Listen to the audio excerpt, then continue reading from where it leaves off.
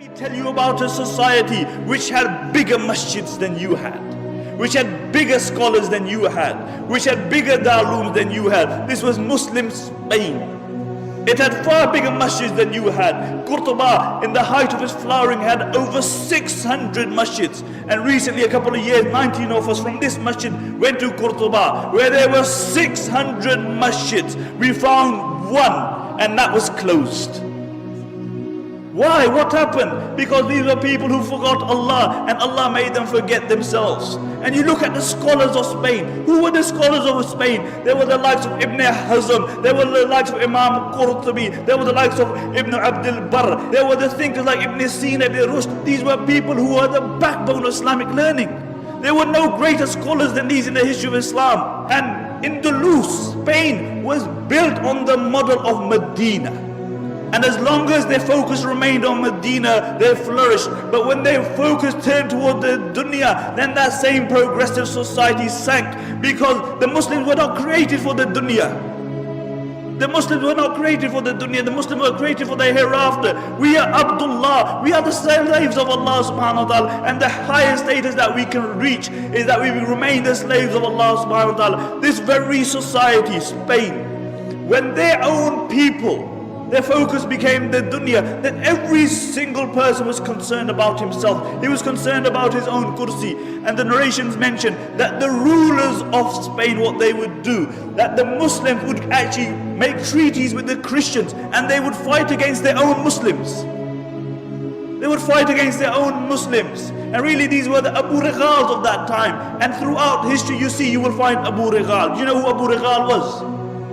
Do you know who Abu Righal was? Abu Righal was a man who lived in Taif. And when Abraha, the Yemeni Christian governor, came to destroy the Kaaba, Abu Righal told him, look, I'll show you where the Kaaba is as long as you give me a few pounds. So Abraha agreed.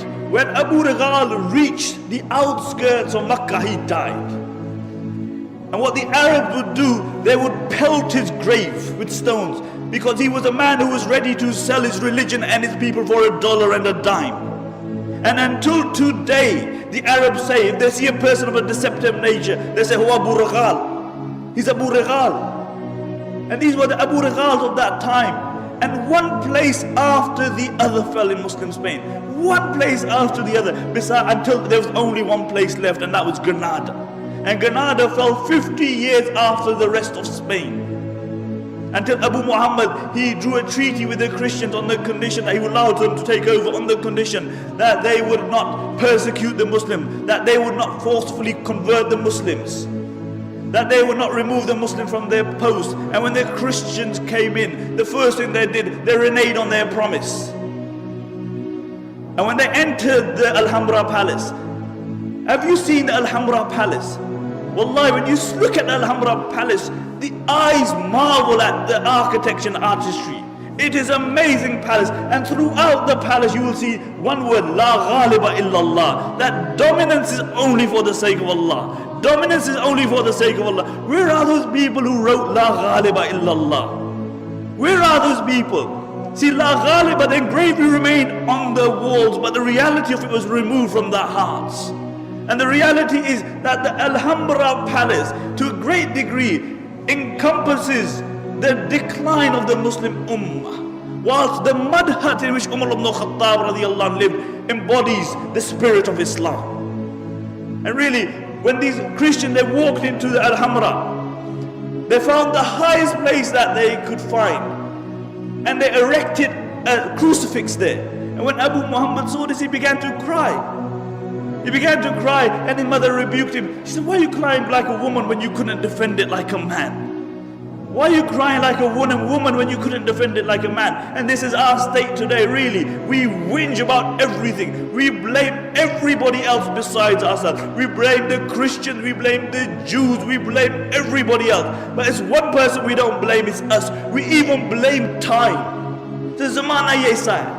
As the Arabic poet says, it's a na'ibu zamanana wal aibu fina wa ma li zamanina aibun siwana. He said, we find fault in time, but the reality is that the fault lies within us. And if there was any one fault in time, it is that it has to carry the likes of me and you. That's the only fault with time. لا تكونوا كالذين نسوا الله فأنساهم أنفسهم. Do not be like those who forgot Allah and Allah made them forget themselves.